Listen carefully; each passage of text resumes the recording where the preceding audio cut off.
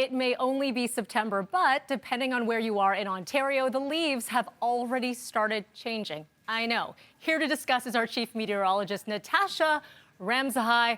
I got some questions for you, Natasha. I'm sure you do. What is going on? This does seem early. Yeah, some of the leaves have been changing and people are kind of freaking out, and it's been making the news because scenes like this, right? We're starting to see a couple of the tops of trees changing across the GTA in southern Ontario. So yeah, things are happening. Okay, so what is happening? Let's talk about the science stuff. Yeah, so let's go into the science of why leaves change color in the first place. We're taking you back to like high school or maybe elementary school. It all depends on the weather, of course, but also just the seasons, right? So as the days get shorter, you get less sunlight, and that allows the chlorophyll, which is the green, to break down. These are the chemicals that give the colors. We're not going to go into the chemicals, but as long as the green disappears, you start getting the colors. Yes. The brightness of the colors or the dullness is going to be determined by how much rain, how much sun, and of course the temperatures, right? So if we were in drought-like conditions, which we are not, look at Ontario, barely any color here. So abnormally dry is not happening. We are pretty much average across southern Ontario. The dry stuff is out west, right? In drought-like conditions, you're going to start to see a lot of leaf fall early. So that's what they're dealing with in BC. Here, our leaves are on the trees. It's just that they're changing. But why have they been changing early? Yes. Do I need to tell you about the wet summer that we've had? Very wet. Crazy wet, like over 500 millimeters. For a year, we usually see 700 millimeters. We've had 500 just from June to August at Pearson. So wettest summer on record. That puts stress on the trees, and that's why some of the trees are like, whoa, what is all this water? We're gonna like start changing things up here a little bit. Yeah, and then we'll get into this map after. But really, it's that wet summer that has created some of that leaf change early. So Tash, like a lot of people, I like going out and about and seeing the leaves change over weeks. Yes. So is this going to be it? Are we going to kind of have that shortened season of seeing things? Not really. So that early leaf change was because of the wet summer, but really what's happening weather-wise for the next 6 to 8 weeks is going to determine how good the leaf viewing season is going to be.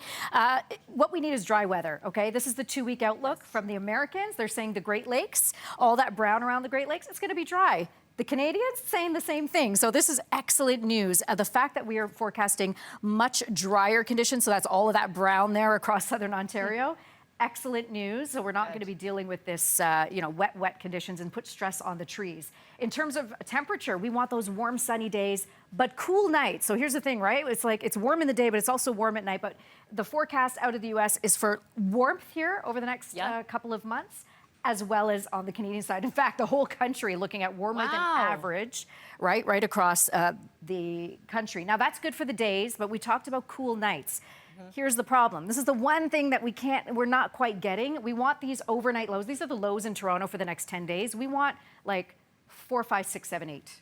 We're seeing 15, 16, 17. So this is too warm at night to give that bright, vibrant color. But, we've got at least 2 of the 3 factors in place. So yes, we'll see color change still pretty good. It may not just be as vibrant because of these warm nights. Some people like these warm nights, but not for the leaves. We've got to talk about climate change and how it plays a role in all of these patterns that you're seeing. Absolutely. So, of course, the factors we've been talking about, rainfall, temperature, and sunlight. When we start talking about rainfall with climate change, we know that we're going to see more extreme rain like what we saw in the summertime. So that may lead to this early leaf change as we go through the next few years and decades, right? And the Great Lakes are forecast to become wetter with climate change. So not great for us. Temperature-wise, when we have these warmer fall temperatures, it's like that summer season gets extended and the autumn gets sort of shrunk. Yeah. And so that gives a shorter window to have the good leaf viewing season. And then lastly, sunlight. Here's the thing with sunlight. It's always, the days are always going to get shorter just because of the rotation of the Earth around the sun.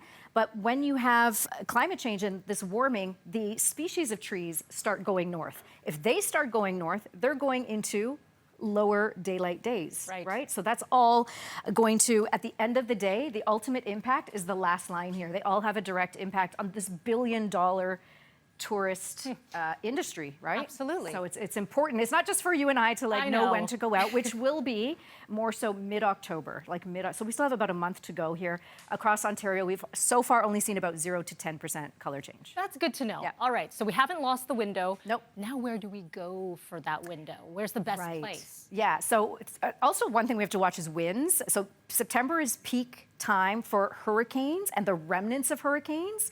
to hit Ontario, like September. That could be, very windy conditions. There is one in Louisiana, approaching Louisiana, that we're going to be watching for wind here. But I would say really northwestern Ontario, in the whole province, northwestern Ontario, your Kenoras, your Drydens, your Thunder Bays is going to be the best place because there is a whole lot of rain in Timmins. Even in towards Algonquin, Ottawa, Eastern Ontario also has that stress out on the trees.